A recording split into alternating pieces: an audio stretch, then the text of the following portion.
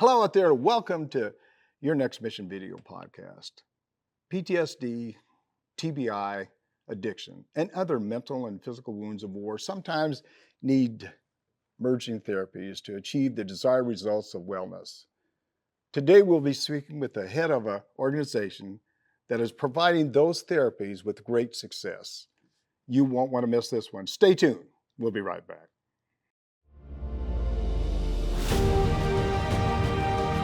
Welcome to Your Next Mission video podcast, where we tell the stories of those who have served in the past and those who are serving today.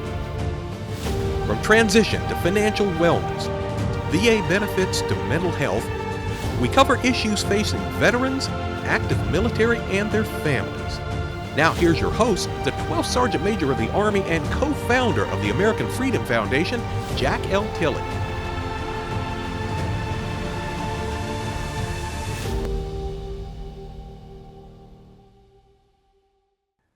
Thanks for joining us, and thanks to all of our veterans and service members and families for your service to our great country.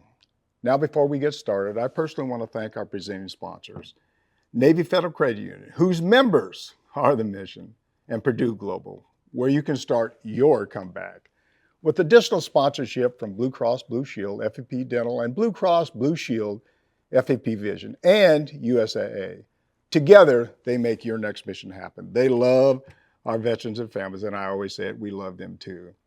Today, we're going to be talking about the various emerging therapies available to our wounded warriors. And I'm excited to introduce Marcus Capone, U.S. Navy SEAL veteran, make sure I got that correct here, and co-founder and chairman of the Board of Veterans Exploring Treatment Solutions, also known as VETS.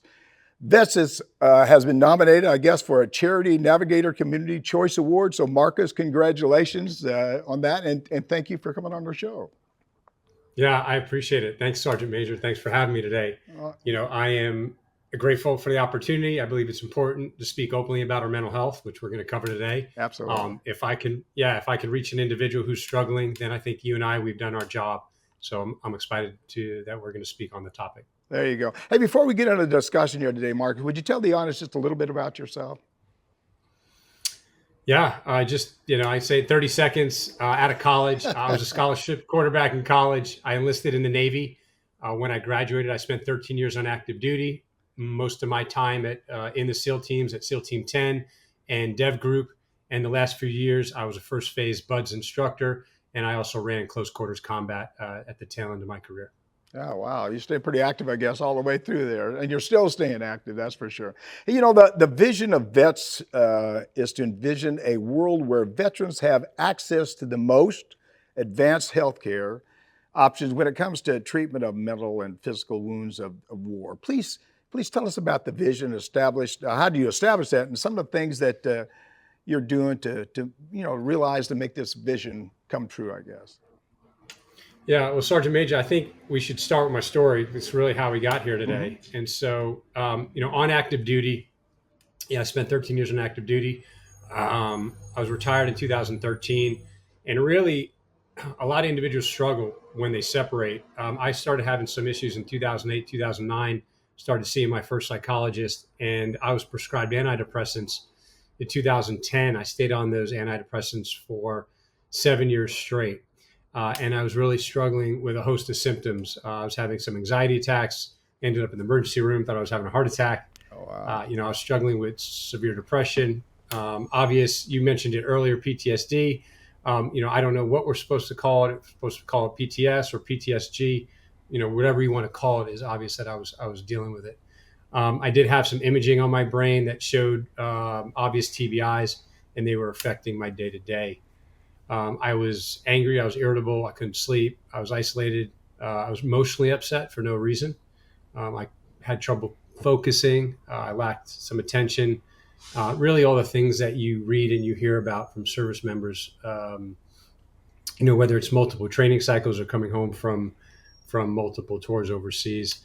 I still think we're trying to figure out what the issues are. But, I had access to and really tried everything that was made available, and I wasn't making progress.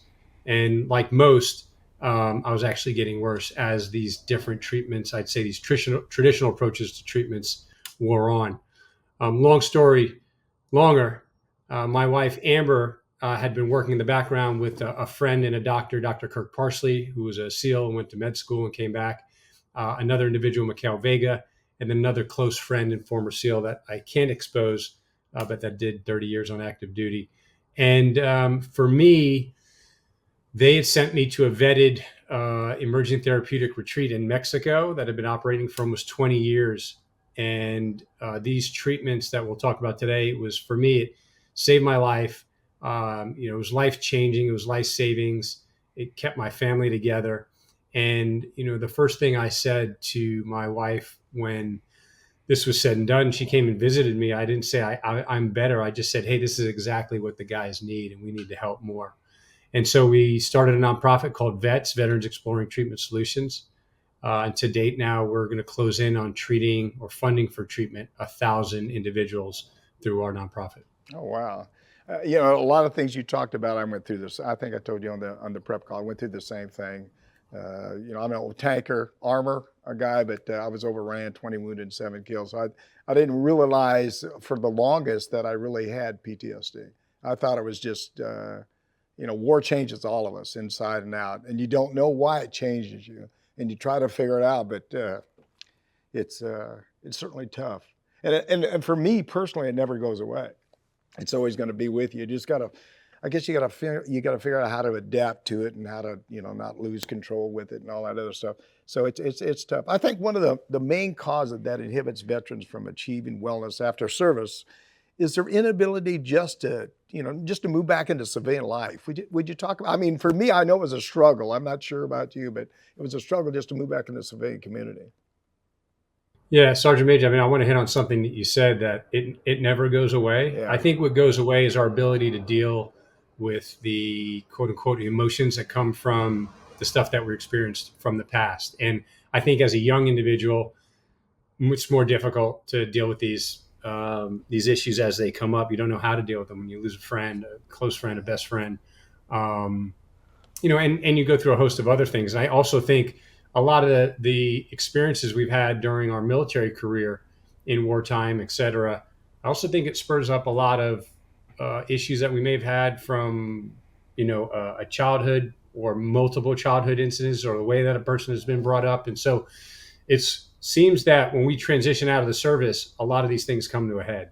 Being busy definitely helps. But being busy, there comes a point where you have to deal with some of the stuff that is affecting you. And so, I tell people there's not a day that goes by, and I know you feel the same way, that you don't think about many of the things that you could have done over or could have done right while you were serving. And it's very difficult for the civilian population to understand that and to try to put themselves in your shoes. And I know, we have such great Americans and such great individuals now that helping us transition out. They try to get in our head and in our lives and figure out what this individual is going through so they can really help us. And so I really think that's important.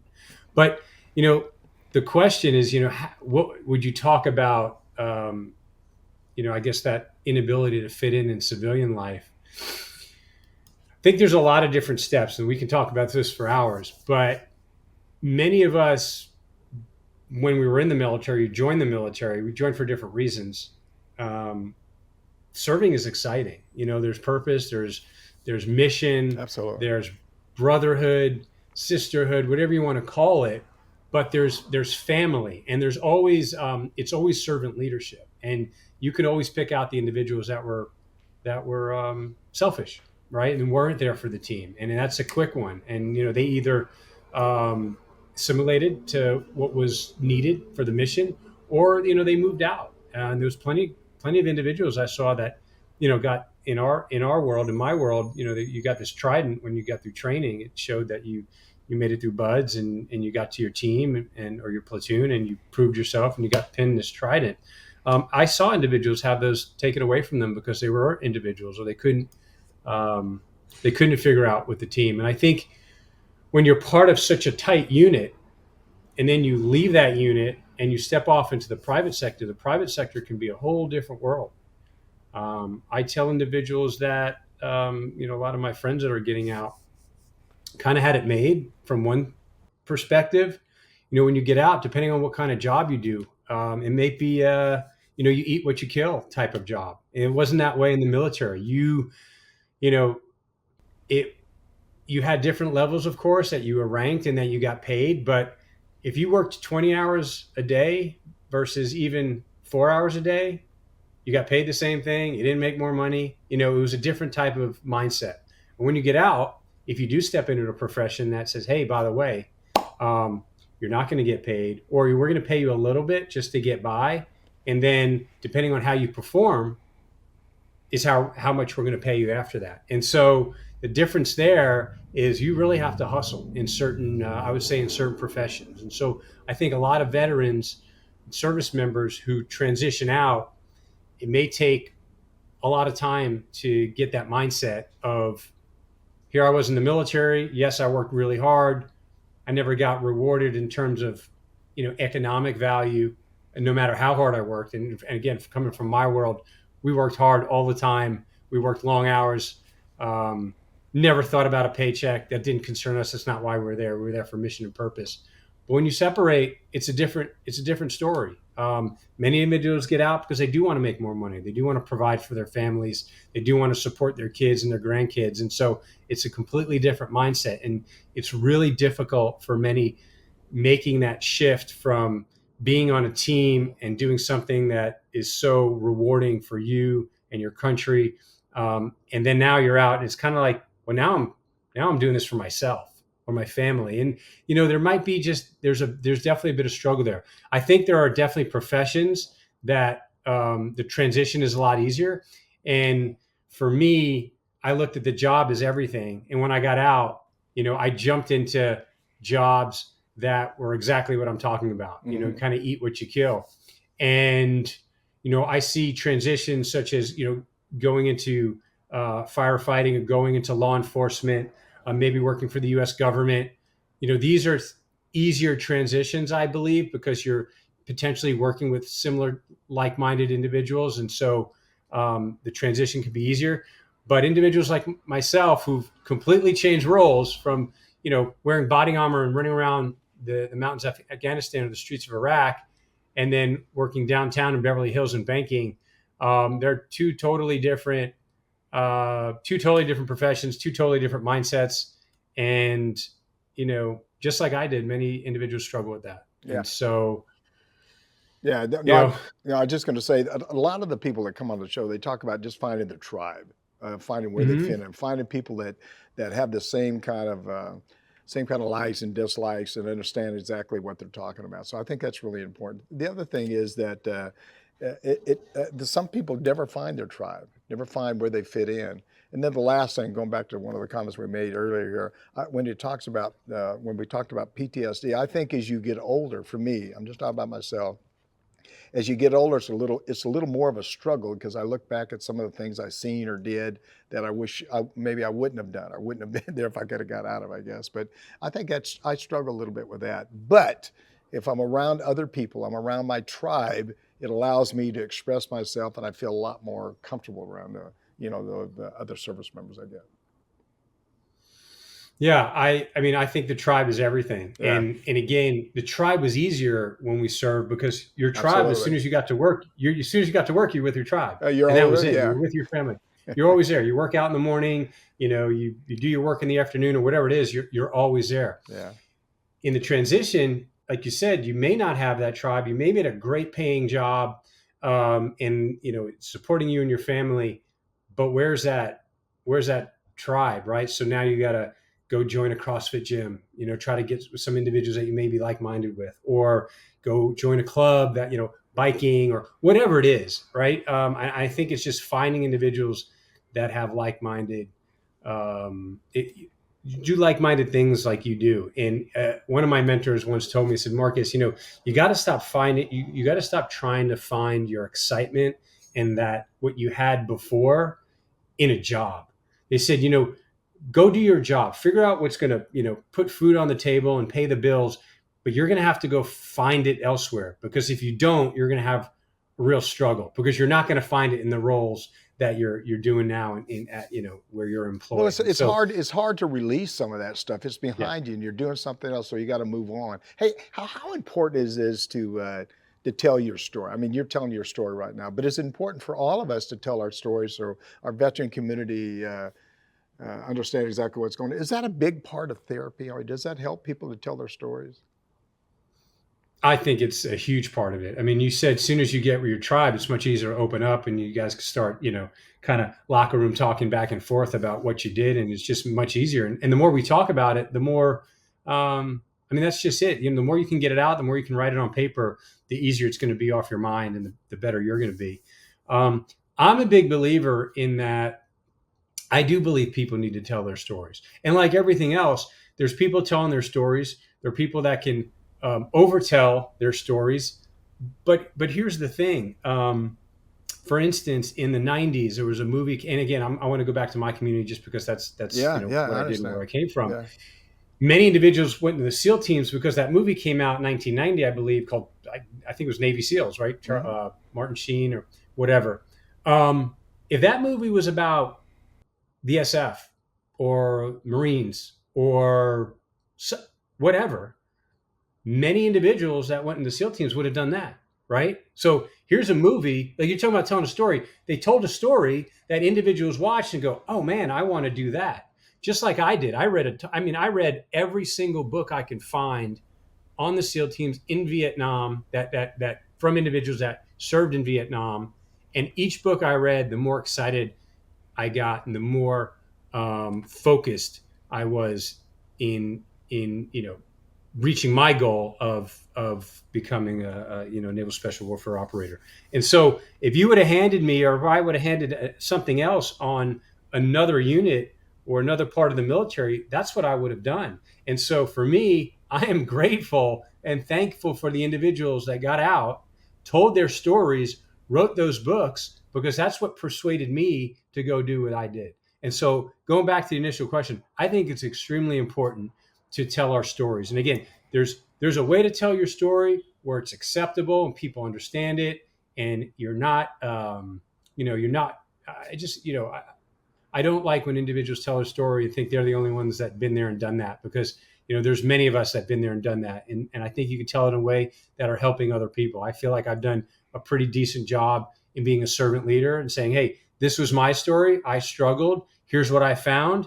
And now let me tell the world, because if there's one person that I can reach to raise their hand or call us or go find, treatments to help themselves, I think that's the best part to all of this. And so, we need to tell our stories. For a couple of reasons. One is, I think it's therapy for you to tell the story. The other thing is educate our country about the things that go on, because there's just so many people. And then, of course, in the field that you was in, there's a lot of stuff you couldn't talk about. You couldn't tell people about, even though you talked about your friend at 30 years as a Navy SEAL. There's probably a lot of stuff he certainly can't talk about today, that's for sure. Marcus, during the next segment, I want to dig a little bit deeper into the therapies of your organization, is, providing our wounded warriors. But first, like everything else, we got to take a break. So I know you're not going to go there. Stay right there. We'll be right back. This is Your Next Mission video podcast with me, your host, Jack L. Tilley, 12th Sergeant of the Army. If you're enjoying this discussion, and I know that you are, because we're talking to a warrior that loves this country, that wants to do all they can to help our veteran community, whether or not you're Army, Navy, Marine Corps, Space Force, or whatever. But it's about all of us helping each other. Please like us. Click on that subscribe button below, and be sure to click on the bell to receive notifications of all of our upcoming video podcast releases. I'll be right back after a word from our presenting sponsors.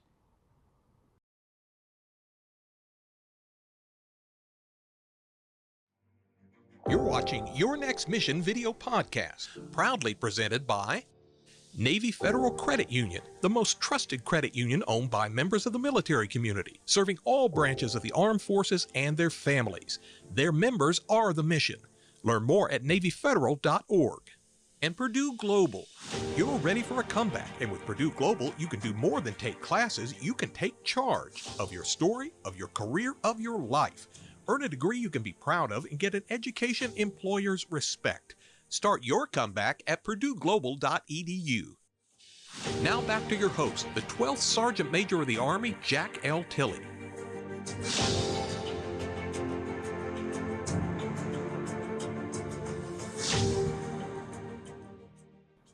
Hello out there, and welcome back. We're talking with Marcus Capone, co-founder and chairman of the Board of Veterans Exploring Treatment Solution, also known as VETS.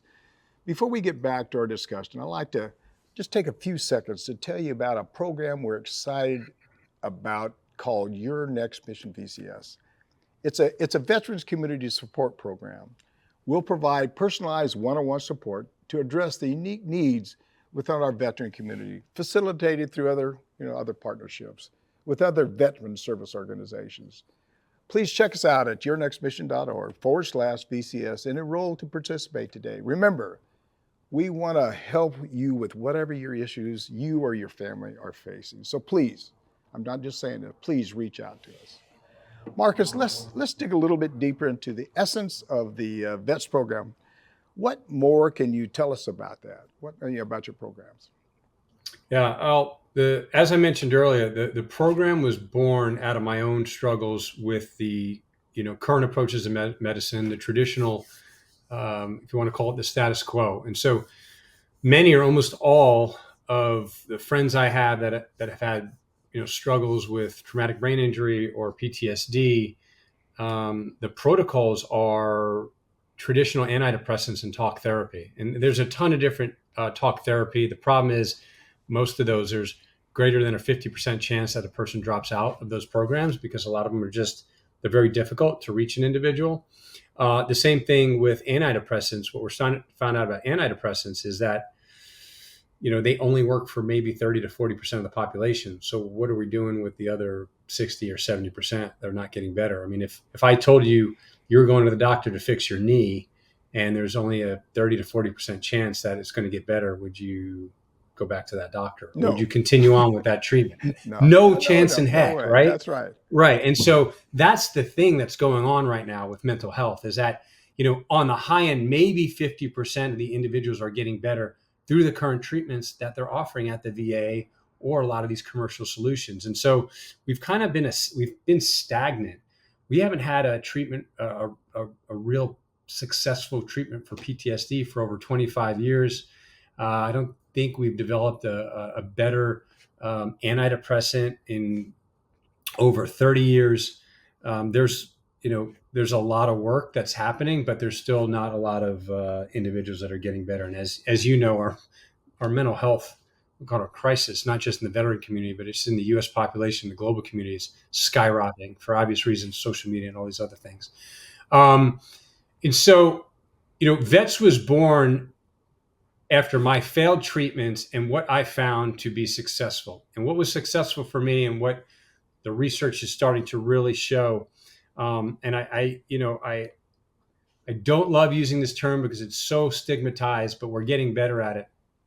Psychedelic therapy is poised to be the future of mental health care, and it's the future of these, 60 to 70% of individuals that aren't responding to these treatments. Psychedelic therapies are working. We'll dive in a little bit about psychedelic medicine. One, in many cultures, they've been used for thousands of years. So this is just kind of like a normal medicine that these cultures in the U.S., Native American cultures in South America, in Europe, East Asia have been using for many, many, many years for all types of ailments. It wasn't until the 30s and 40s in the U.S. that we started really researching these drugs as a potential solution for PTSD, for anxiety, for depression, for substance use disorder. And they got abused in the 50s and 60s with the counterculture population.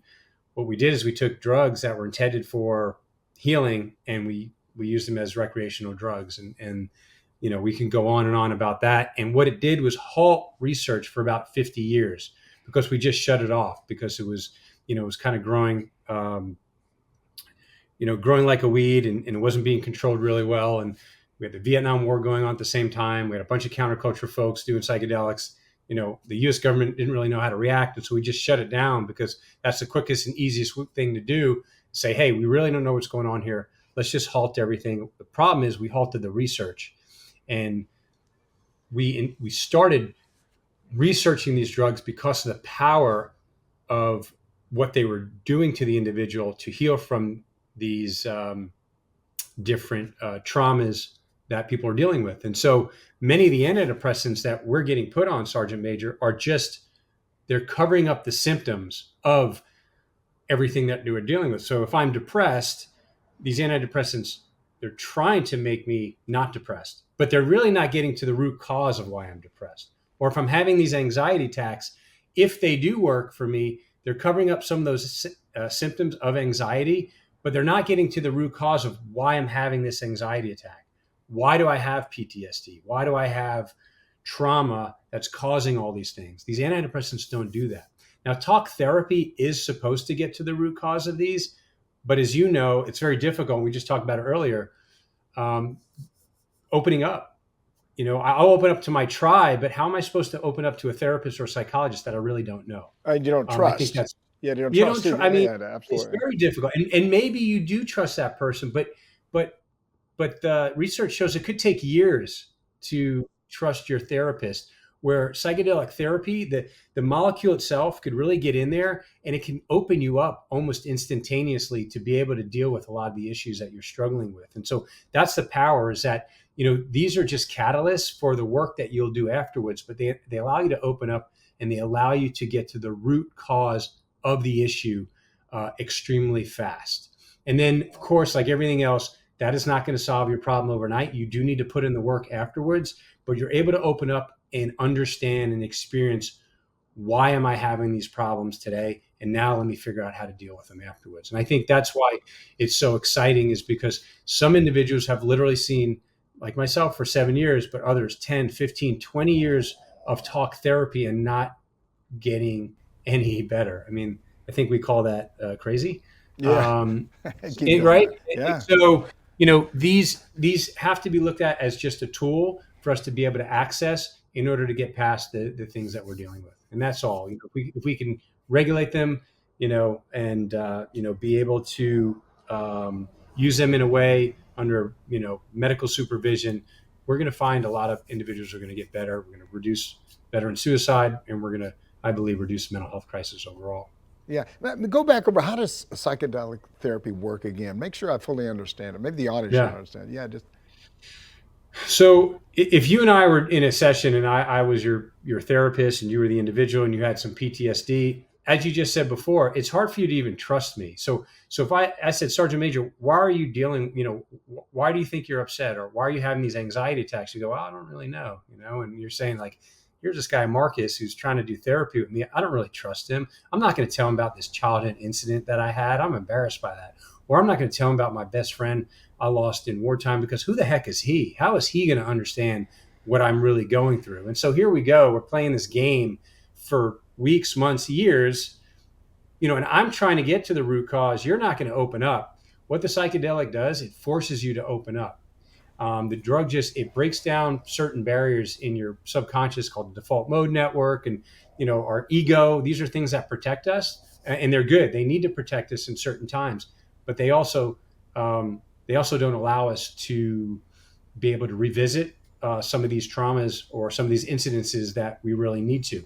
The drug actually forces the individual to break down these barriers and allow the person to come forward with some of these traumas that they may be stuck in their subconscious. They may not even know that that's what's affecting them, but they start to come out.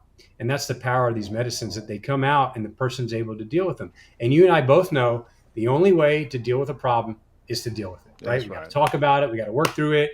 We got to sit down with our child and say, hey, why did you do this? Like, let's talk about it. Let's get over it, because we get over it, we can move on and we'll get better. And that's the only way to do it. Yeah. That's what these medicines do. So that's what they allow us to do. They allow us to deal with the situation. And as you can imagine, some of that can be uncomfortable, right? I read your bio. I know you lost your best buddy that you entered the military with. That may be affecting you, Sergeant Major, from years and years and years, but it's something that you don't want to talk about, or something that you never thought. You're like, yeah, we served together and it was war, and that's what war's supposed to be like. But all these little things are happening in your life. You don't know why they're affecting.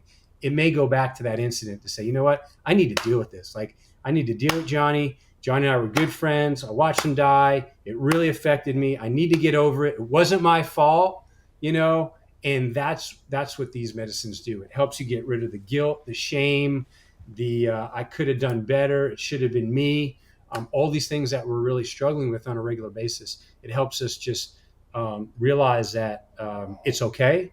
We got to forgive ourselves. It's in the past, and hey, let's move on. We got a bright future ahead of us. We got a family to raise. We got work to do. We got other leadership to be involved in, and other great great things we can do in our lives and for the other generations. So let's do that, and let's not harp on the past. That's why these medicines work so well. And another thing we got to remember: it's not just one. It's not just one drug, Sergeant Major. So you got to think of this as right now there's over 300 clinical trials going on with that many different substances. So think of it as a headache. You go to the doctor and you get written a prescription for a headache. It could be migraines, it could be cluster headaches, it could be headaches from a TBI, they could be tension headaches. You got ibuprofen and Tylenol and Excedrin, and you got a host of them that you inject yourself. So here you have 10 to 15 different ways that we can get rid of our headache, but it depends what kind of headache we have, right? That's exactly how these medicines work. You got depression, anxiety, you got deep trauma, you maybe got mild trauma, you got alcohol use disorder, different drug for different cause. And so we just have to, that's how we have to look at these, that it's just not one tool for the job. Yeah. What types of psychedelic medicine have been most effective in the veteran community? Is there one that's been more effective than anything else? Well, there's a few right now that are ready to come through the FDA. So MDMA and psilocybin are two that are extremely close. Within the next 2 years, they will be FDA approved, meaning a service member will be able to go to a psychiatrist, an integrative clinic. They would they would have a full diagnosis. They'd probably go through a bunch of different medical intakes and see if they even qualify for the treatment. If they qualify for the treatment, they would go through the treatment with that doctor. They would do several preparatory sessions with a therapist before that treatment. They would do the treatment with the doctor, and then they would do several integration sessions, as they're called, afterwards. And they may do that back and forth for several times before the person gets better. But we have MDMA being one of them. The FDA is taking it through for PTSD. Psilocybin is going to follow MDMA. They're saying psilocybin is being studied for depression or major depressive disorder. There's a study that vets did with Stanford.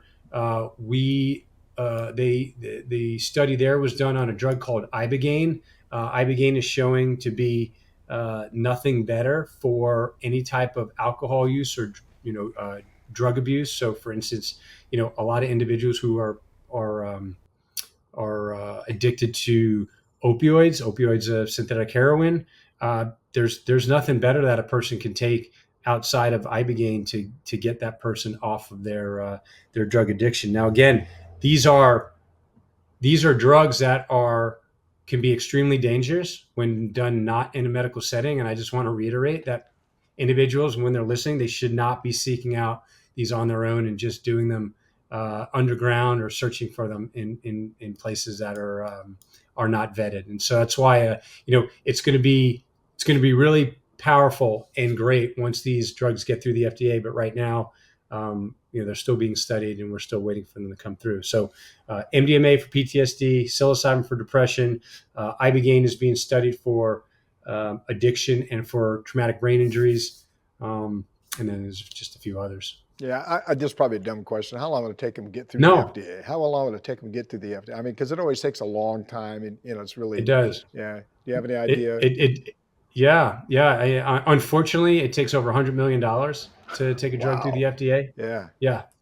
I mean, that's a whole nother conversation about the pharma industry, but they have to do phase 1 clinical trials, phase 2 clinical trials, several phase 3 clinical trials. It has to be safe, it has to be effective, and then it has to get blessed by the FDA. So there's a long process, and every drug that we've used or every medical device that we use has to go through that process. And sometimes some of these companies go outside the U.S. because the road to success is a little bit faster. But we have a very strict policy here on what we can offer individuals that are looking. So that's why I went outside the United States And that's how VETS works. We can't fund individuals in the U.S. We fund these individuals to go outside the U.S. to vetted retreats and clinics that are operating in legal environments. So you can't do anything in the U.S. right now at all. The only thing we could do in the U.S. right now, and we have written many grant scholarships, is IV ketamine for treatment-resistant depression. And so treatment-resistant, again, I go back to 30 to 40% of those individuals are going to respond. The other 50, 60, 70%, what do we do? Ketamine is showing to be the fastest acting antidepressant that we have access to. It's also the number one drug to give somebody if they are suicidal, if they have suicidality or suicidal thoughts. There's nothing better. And so, we do have access to some things here in the U.S., but the majority of the I would call the heavier psychedelics, we still have a year or two before these get approved and veterans have access to them. Yeah, the worst thing I used to tell people in the Pentagon, I worked at the Pentagon, you talk about it. And then finally we approve it. So it takes 10 or 15 years. So it's really a shame. Tell us about some of the outcomes and maybe some of the success stories that you're seeing as you work with other veterans. Yeah, well, just, I'll speak on our program with vets. We have a really tight run program. I feel like we have kind of world-class programming. An individual they would apply online, and we get hundreds of applications a week. We get somewhere 10 applications a day sometimes and more. So it kind of gets racked and stacked in terms of, how severe your symptoms are, how many combat deployments. I mean, we've had to come up with a system to make sure, individuals who need it are at the front of the line, but we have a really long waiting list, and that's unfortunate. It's because we just don't have the access right now, but we do the best we can. But individual applies, they get if they get accepted into the program, they get connected to a therapist. That therapist has been trained in psychedelic therapy. We call it psychedelic integration. So they are licensed therapists, but in this regard, they're acting as coaches, meaning that they can work and talk about psychedelics from a coaching perspective, not necessarily from a therapy perspective, because they do have a license. That individual would go through 1 to 3 preparatory sessions before the actual treatment. The treatment lasts usually from Monday to Friday. We have several vetted retreats that are set up, and we would send this individual on a Monday, usually with 5 or 6 other veterans. And it's really they're in a clinic, but we call it a retreat because there's just a lot that goes on this week. There's medical screenings, there's nurses there, there's doctors there, there's therapists there. We try to make the individual as comfortable as possible because these aren't normal experiences. This person's going into they're going to a trip, and those trips they're, like I said, they're going to experience potentially some really difficult parts of their life that they're going to revisit. And so you want to prep this individual before they go do that, because some of these can be very traumatic for individuals to experience again. And so they do the work before they go to the retreat. The retreat's about 5 days. They do intakes, they do blood work, they do urinalysis. Individual can't have anything in their system. There are contraindications with these drugs, so we have to do a good job in terms of the intake and preparing the individual. They usually do the treatment on a Tuesday evening, and that Tuesday evening will last about 6 to 8 hours of kind of peak experience. They go into about a several hour reflection phase where they kind of reflect on that peak experience that they've had. Usually they're pretty wiped out the next day, and so we let them do whatever they want. They sleep, they can watch movies, they can go work out. Mostly you sleep. You may get up to eat a little bit, go to the bathroom, but you're pretty wiped out physically and mentally. Many individuals, what they call purge or throw up and puke during the experience. Some of it can be sickness from the medicine. Others can be, I think you've seen it when there's been like traumatic events that go on and people see something and then they throw up because they can't.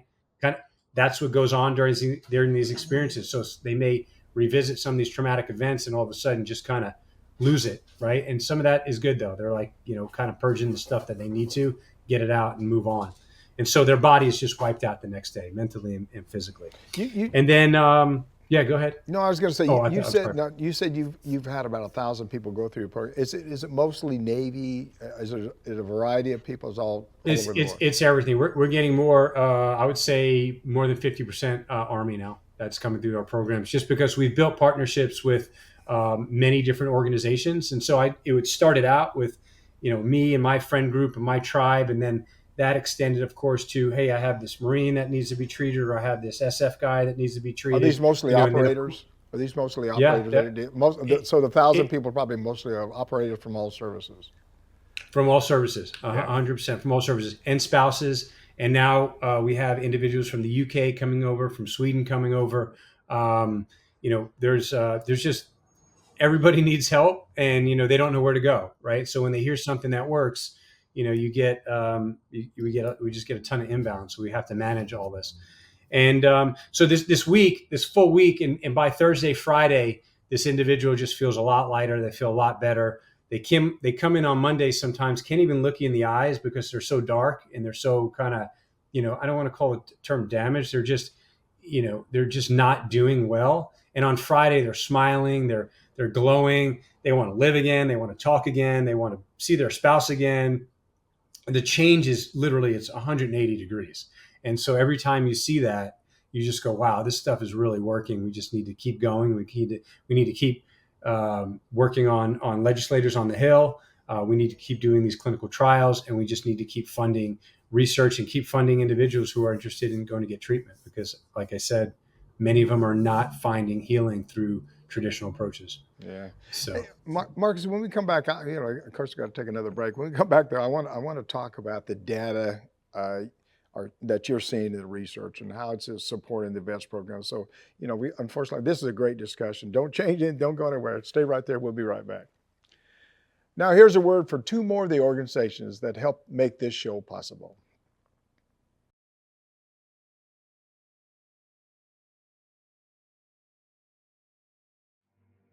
You're watching Your Next Mission video podcast, brought to you in part by Blue Cross Blue Shield FEP Dental, Blue Cross Blue Shield FEP Vision.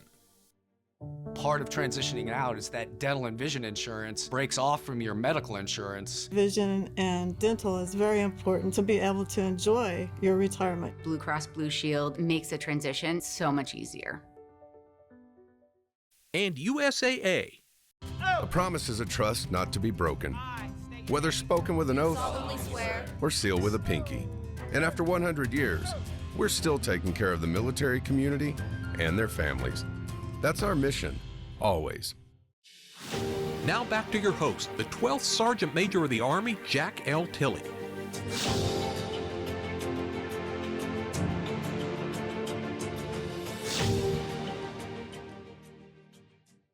Welcome back. We're blessed to be here today with Marcus Capone, co-founder and chairman of the Board of Veterans Exploring Treatment Solutions, also known as VETS. Remember, this is your show. We know there's so many issues that directly affect you, and we want to address each and every one of them. So please, as I said before, I've said a lot of times, reach out to me. Tell me what topics you'd like us to cover. You can call or text me at 844-424-1134, or send me an email at SMA Tilley at yournextmission.org. And guess what? I'll reach back out to you.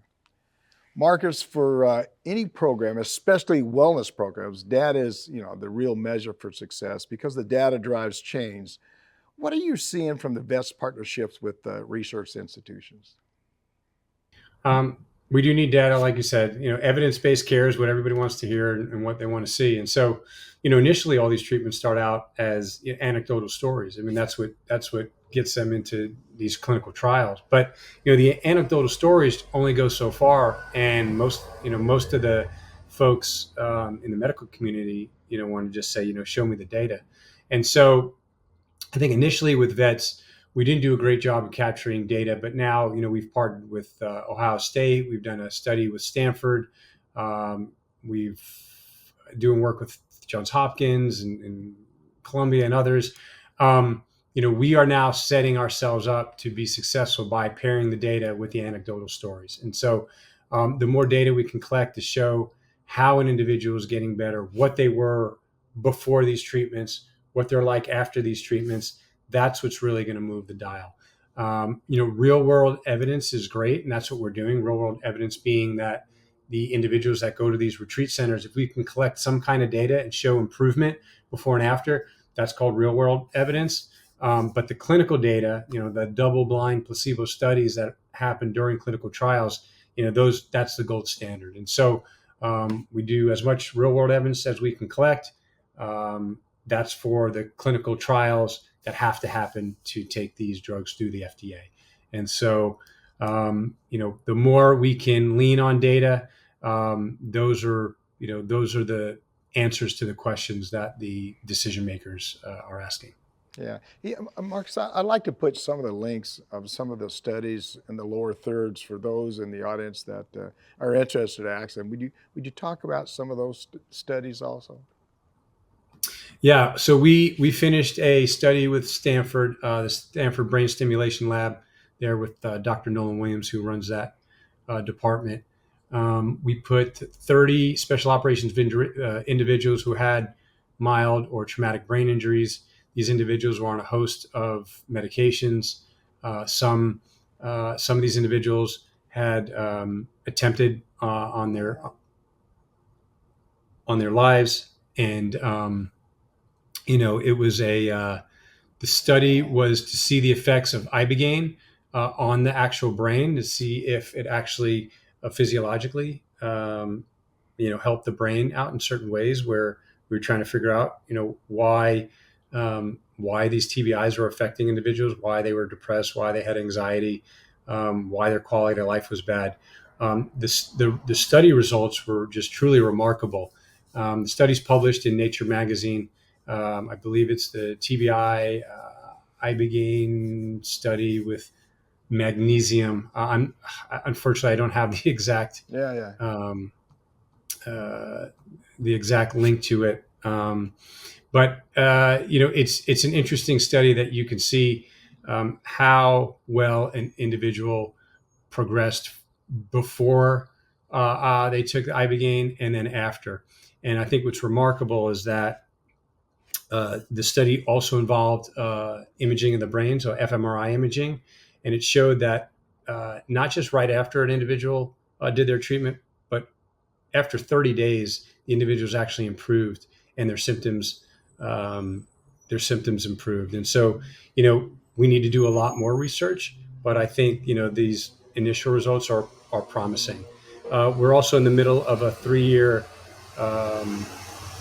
study with Ohio State. It's a retrospective and study on, all the individuals that have gone through our program. And so we're trying to look at all the data from the individuals that have been part of the treatments, several years ago up until present time.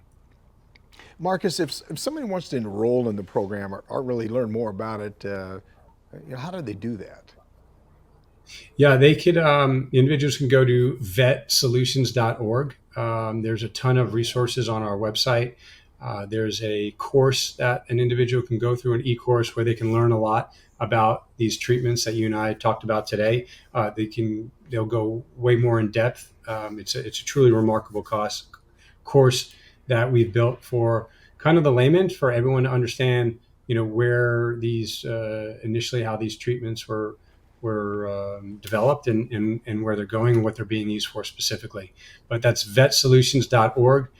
There's also a link on there for an application. So if individuals are interested in pursuing these treatments, they can go ahead and apply. As I mentioned earlier, the waiting list is long. So I just tell everyone out there, please be patient. There's nothing we can do about that. There's only so many resources that we have, and there's only so many vetted retreats and clinics that we operate with safely. And so, I never know how long an individual is going to wait when they're pursuing these treatments. And so, you and I both know when an individual's struggling, they need help now. And we try to serve men and women as fast as we can, as best as we can. First of all, Marcus, let me say thanks a lot for being on the show. Any final thoughts, anything you want to bring up or say that maybe we missed that you want to share with the audience? I just want to say that, we're doing everything we can, and that there is hope. There are tons of emerging treatments I believe, that are coming. We're seeing the success of modern emerging therapeutics such as psychedelic therapy. I think I don't. People don't want to be patient, but we have to be patient, because we want to do this the right way this time. We don't want this to end up like it did in the 60s and forgotten about. Like, we have such a pivotal time with the increase in mental health issues that are rising for our veterans and for our populations. And so, we just need to be patient, but we need to also be hopeful that we'll have access to these life-changing treatments in the near future. Yeah. One of the things I've said to a lot of people, we talked about this subject quite a bit on the shows, but is we need to, we're really trying to put a Band-Aid on the problem. What we ought to start doing is talking about it at the beginning. When you first go into the service, when I first went into the service, we should start talking about, what may happen to you as you go through war with PTSD and TBI, some of those other issues. Now, whether or not it's got to help, it should be able to help a little bit more, but I think we need to start doing something a little bit sooner. Well, anyway, I want to thank you for what you're doing to keep up the good work. And certainly if I can ever help you in any way, I'm right here. I'm easy guy to get a hold of, and I know that you are too. So I appreciate you coming on the show. Yeah, Sergeant Major, thank you. And I agree with you. I think, if we talked about it, figuring out a way to talk about it could, potentially help the individuals as they're transitioning out, because many individuals are going through these for so many years, not realizing the symptoms or the struggles that they're having could have been something maybe that we addressed, like you said, early on, that could potentially spark their interest in getting help a lot earlier before it's too late. Yeah, and there's there's a lot of guys like me that never got any help with anybody. They just sort of work through your issues. Because you're talking about 60s. I have one of these guys in the 60s that come back, went through a lot of issues for a lot of years, but was lucky enough to probably not nothing bad to happen to me or nothing else. So I've been, I guess, pretty fortunate. But there's still a lot of people out there struggling. No, there is. And if we can prevent that, that's the idea here, right? If we can Absolutely. get that, so you don't have to struggle for 20 or 30 or 40 years. Like, my wife always says, you got half your life to live when you get out of the military, and you should be able to live that to the just most awesome time of your life, when you're done, and not have to struggle. And so if we can get to you early, get you fixed, and get you on your way to living a more fruitful, better life, and that's what we want to do. Yeah. Oh, thanks a lot, Marcus. And the Army says hooah. I don't know, you guys don't say hooah, but I say hooah. I think we used to say hoo-yah in training. And then if you say that when you got to your team, then you get hit for that one. So it was only in training, though. That was the only time you said it. Hey, thanks again. I appreciate it. Thanks again to the VETS co-founder and board chairman, Marcus Capone, for being with us today. I'm Jack Tilley, 12th Sergeant Major of the Army, and you've been enjoying Your Next Mission video podcast. And thank you for joining us. Log on to our website at yournextmission.org, and I always say leave me a review. Hopefully it's a good review, but if it's a bad one. But we want to make sure you give us some comments so we can make this show better and better for all of us. While you're there, you can visit our nonprofit and corporate partners who have jobs and services available that can assist you in your transition from the military. Check out our job board in partnership with the Recruit Military, where you can search for the job that's just right for you. Please go to the website to watch a short video that will help fine-tune your search and where you can create your own personal profile. You can also follow me on my personal social media pages. Never thought I'd ever say that. Facebook, Twitter, Instagram, YouTube, LinkedIn, and Rumble. And if you like what we're doing at Your Next Mission, please click on that subscribe button. We can't get this done without you. We want to help you. And don't forget to click on the bell to receive notifications about our upcoming video podcast. Don't forget, we want to hear from you. Leave me a message or send me a text at 844-424-1134, or send me an email at smatilley@yournextmission.org. Thanks again to Marcus for coming on the show. And Marcus hit on so many points. I don't know if I can cover all of them or go back and really say anything other than what he said. All of us struggle. All of us go through problems. He talked about the 60s in Vietnam. I was in the 60s in Vietnam. And I've said this on the show a bunch of times. I've struggled for 50 years. Now think about that for a second. Nobody reaching out, nobody helping me, but helping myself. You don't need to do that. There's people there that want to help you. There's people there that love you, that want to do all they can to make sure that you have a good and a productive life. You know, it's about us. It's about country. It's about the fact that you raised your hand and said, I will protect and defend the Constitution of the United States. That meant that I was willing to die for your freedoms. I've said that a lot too. Or take a human life for your freedoms. And sometimes that stuff stays with us for forever. But remember, you're not alone. We're all together. So reach out to us. Thanks for watching. And thanks to Newmont Studios and, of course, our sponsors, Navy Federal Credit Union, Purdue Global, Blue Cross Blue Shield FEP Dental, and Blue Cross Blue Shield FEP Vision, and USAA. We appreciate all you do for our military. And as always, see you on the high ground. Hooah!